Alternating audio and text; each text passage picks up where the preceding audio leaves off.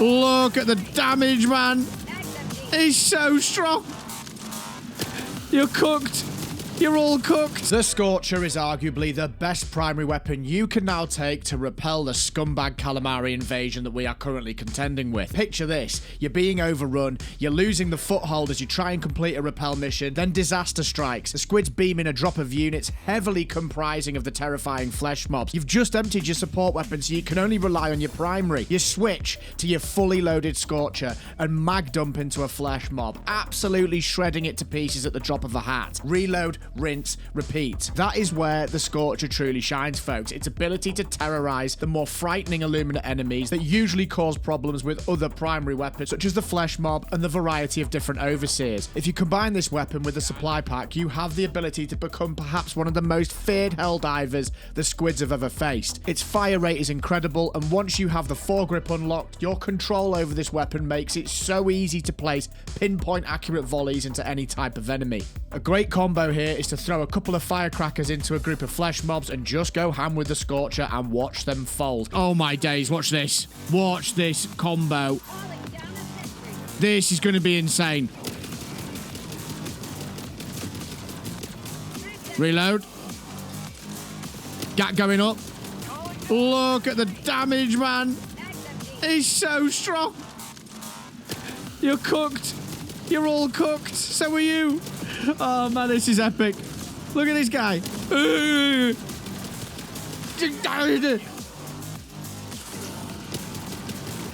See you later. The way it deals with stingrays, with its impressive fire rate that allows it to mag dump into the fuselage of these annoying crafts, is nothing short of fantastic. Just take a look at how effortlessly this weapon can deal with these. I'd actually say that this is easier to use against stingrays than the Eruptor, which once again makes it an awesome pairing with any other useful support weapon. It isn't the best at dealing with harvesters, but due to its sustained damage output, it does some very respectable damage to assist with these menacing tripods and taking them down swiftly. Before we get into the rest of the weapons, if you're enjoying the video, and only if you are, please do be sure to slap that like button to push this out to other Helldivers who are currently fighting the Illuminate Invasion. And of course, if you're enjoying the video that much, please do sub to the channel to keep informed for more cracked content. Speaking of cracked, the Reprimand falls straight in this category. Do not sleep on this weapon, folks. I was skeptical at first, but once you start using this thing and get its recoil and ergonomics under control, you will absolutely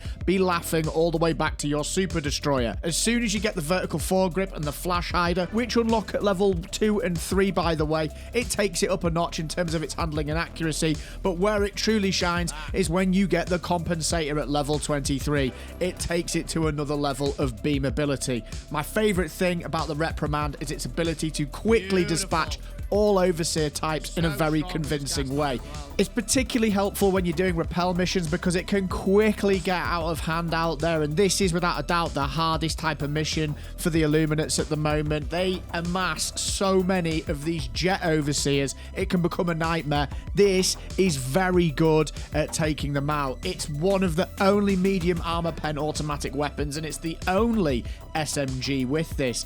Now that its recoil and handling have been drastically improved, this weapon is a top pick when we're dealing with Illuminate scum, especially like I've just mentioned, the flyers. You can just get your target acquisition really in check now, which is a massive difference. Combine this with the laser cannon for a really fun rotation that does serious work, not only to chaff enemies, but also chunkier mobs like the flesh mob and the harvesters. Next up, the Scythe, and oh my word, what an absolute beast this has now become. The recent changes to how fire damage works has given this thing a huge buff in that regard, and if that wasn't already enough, the newly implemented weapon customization has really made this weapon one of the big winners of the update. The high capacity heatsink drastically, and I mean drastically, improves the weapon's uptime, thus allowing you to quite literally turn squids into the crispiest of calamari a Helldiver could hope for. Stick that on a plate with some lemon mayo, folks. Mwah, absolutely beautiful. It's a 50% increase.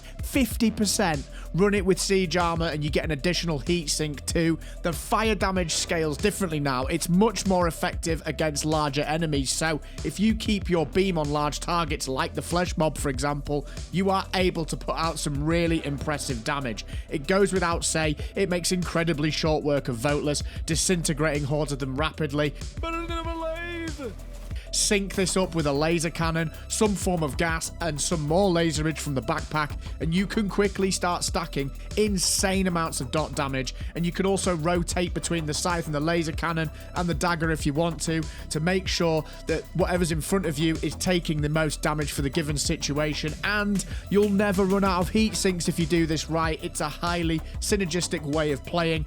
The laser cannon works really well on flesh mobs and tripods, for example, so make sure you're switching in and out with that. A full laser build, very cracked with this one, folks. If you're more of a run and gun Call of Duty style player, lock into using a level 24 Liberator Penetrator with a drum magazine and focus on maximum ergo for a really comfortable experience in terms of target acquisition.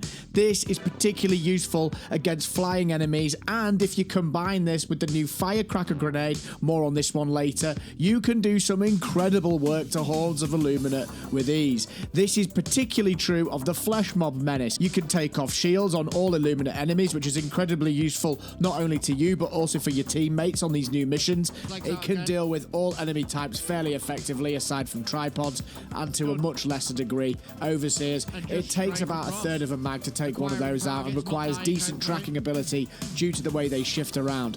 Where it truly shines though is its combination with the Firecracker Grenade against large packs and perhaps most impressively flesh mobs. If you focus fire at a flesh mob's leg and also time your Firecracker throws into their path, you can slow them down enough so that they take a ton of burn damage and the final boom can often take them out.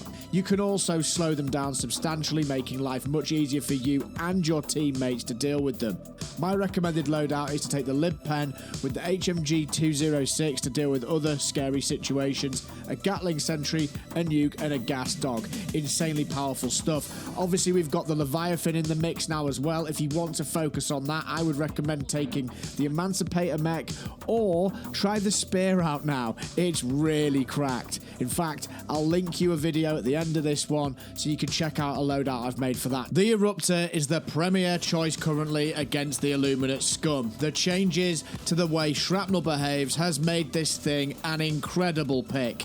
It turns the new Stingray aircraft into a trivial nuisance. They are one-shottable if you place the shot in a way that ensures the shrapnel gets as much coverage across the fuselage as possible. And where it truly shines is its ability to clean out flesh mobs in as little as 2 shots. This monstrosity is covered in blue weak spots, and disposal of these relies on either rapid removal of them or by prioritizing leg shots. It goes without say that aside from the new elite squid enemies, the Eruptor is also incredibly strong against the usual suspects, making mincemeat of hordes of Voteless due to the way in which shrapnel now correctly behaves in a 360-degree AoE. You can place your shots into groups, and these nuisances just fold in large numbers. You can also one-shot watchers if you're accurate enough. Just remember to lead your shots a bit here, folks, and you can make incredibly short work of both the regular Overseers and the new Crescent Overseers that bombard our positions from range.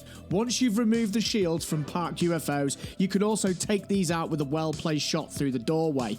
All of this, folks, without needing to use a single stratagem. What a primary weapon. The only unit that can cause issues are harvesters. They just don't seem to drop very quickly, even if you land your shots on the hip axle or the eye weak spot. What are your top 5 favourite primary weapons to take against the Illuminate scum? Sound off in the comments below. Check out this next video. It's got you covered. Take care of yourselves. Keep having fun. Come check out a stream on YouTube or Twitch, and I'll see you in the next one.